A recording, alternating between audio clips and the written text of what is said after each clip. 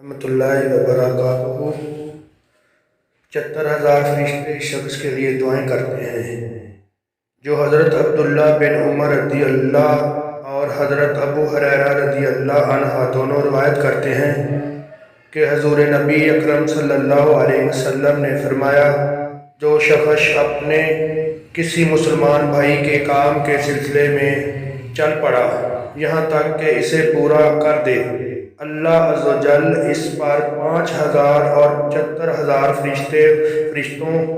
ایک روایت میں ہے کہ فرما دیتا ہے، وہ اس کے لیے اگر دن ہو تو رات ہونے تک اور رات ہو تو دن ہونے تک دعائیں کرتے رہتے ہیں اور اس پر رحمت بھیجتے رہتے ہیں، اور اس کے اٹھنے والے ہر قدم کے بدلے اس کے لیے نیکی لکھ دی جاتی ہے، اور اس کے اپنے مسلمان بھائی کی مشکل کو حل کرنے اٹھانے والے ہر قدم کے بدلے اللہ کے لیے اللہ تعالیٰ اس کا ایک گناہ معاف کر دیتا ہے۔